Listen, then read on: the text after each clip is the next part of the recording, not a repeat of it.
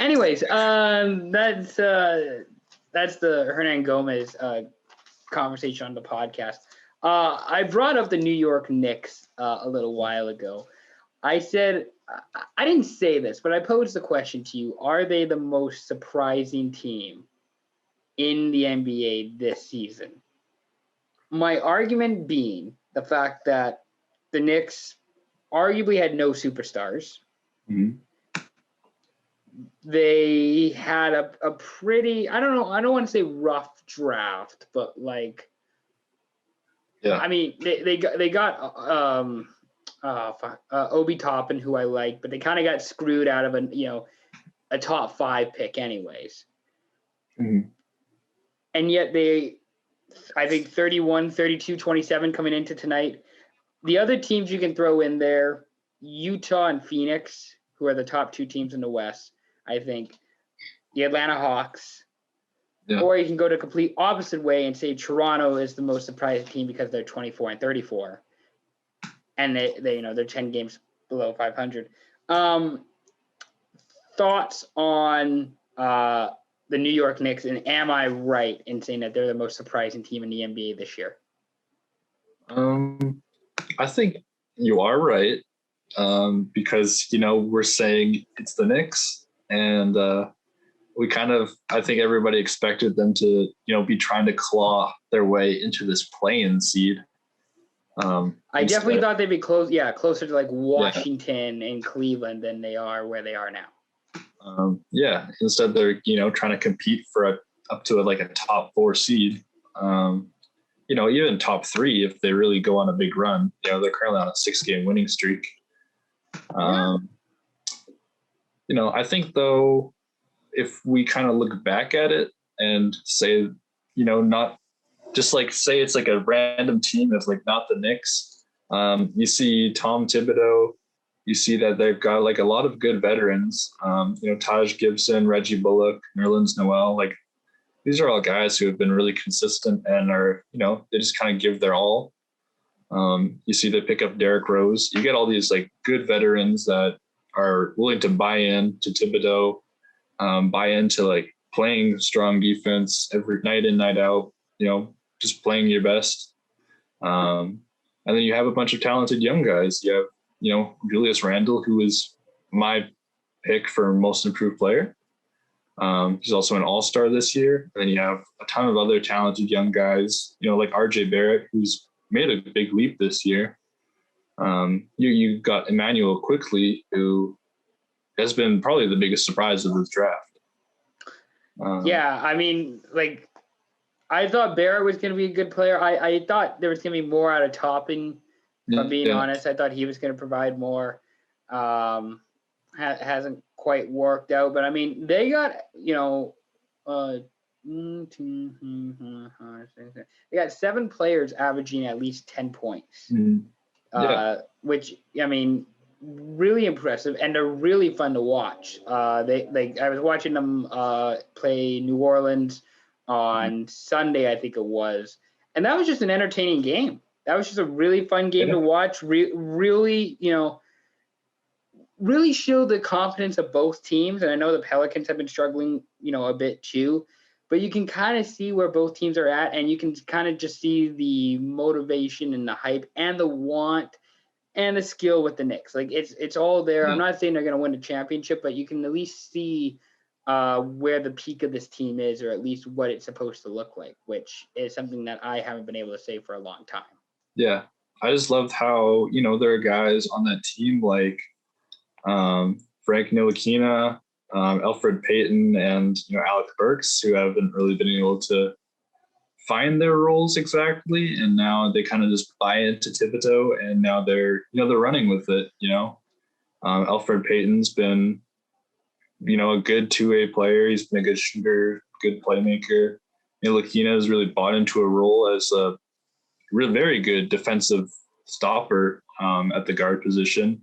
And Alec Burks has just played really well. He's been very confident. He's been making defenses pay night in, night out. And, these guys aren't always the best defenders. And, they might not even make an all NBA defensive team, but, they play like they are, and they just hustle. They just bust their asses off. I think that was the thing about Frank when he was drafted, was that people like loved his defense. He just couldn't make offense happen. Even if he paid for it, he just couldn't get any offense, if you know what I mean. Also, shout out Mitchell Robinson, who I think is like, he's starting to come together a bit all the time. It's not perfect. Like a lot of these guys, it's not perfect, but you can kind of see what the end result is, or you can kind of see when they're playing their best, what it's supposed to look like. Yeah. And you said about Julius Randle for MIP. I can't argue with that, because he's become the heart and soul player of the Knicks. Yeah. Which is a big deal. I know for our generation, the Knicks have not really been anything. But if you can be like the heart and soul and the leader of the Knicks, that's something. And I think that speaks to the, volumes of the player. Yeah. So shout out Julius Randle. Any other, like, the surprising teams that you want to talk about, like the Hawks, Toronto, maybe somebody else is surprising you this year?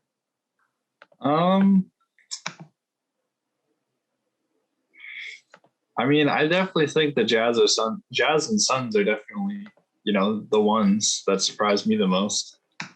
Is it more the Jazz, who are averaging like almost 9 points like per game more than defense, giving up? Like the Jazz are just insane this year. They've always had like really good defense, and I thought they were kind of limited in their depth because they picked up Bogdanovic, and then he was injured. He didn't play in the bubble. And then, they kind of go out and they got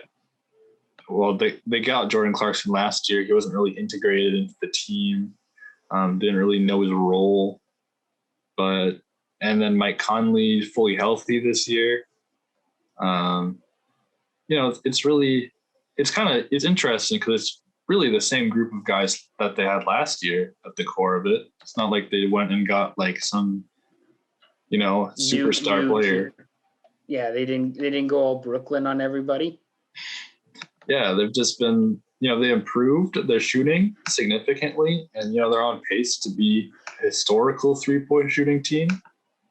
And their defense is still strong like it's always been. Shout out to Rudy Gobert. And it surprises me that they just made like a gigantic leap this year. I mean, I always thought of like Utah as more of a mid-tier squad, like a team that's always in like the fourth and fifth, kind of like Portland a little bit. They're like the fourth and fifth, but they're probably never going to be like the top team. And I mean, I don't know if the playoffs are going to be different. I think a few years ago when Houston was playing Utah and they knew how to play Utah defensively, of just bringing, Gobert into the perimeter and bringing them up for high screens, and just you decide what you want to do, Gobert. Take the ball or take the pass. Like, you decide whatever you want to do. And that was obviously the Jazz's biggest issues a couple years ago.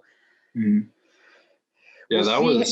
Yeah, that was definitely a very bad matchup for Rudy Gobert. And we'll see. I mean, I don't know what the playoff or what the play-in looks like, but I mean, there's a chance I could see Golden State pulling off some sort of like offense like that, where it's like Steph at the perimeter who's doing high screens with a Wiseman or a Draymond. I just think like the small ball teams are, nightmarish for Gobert.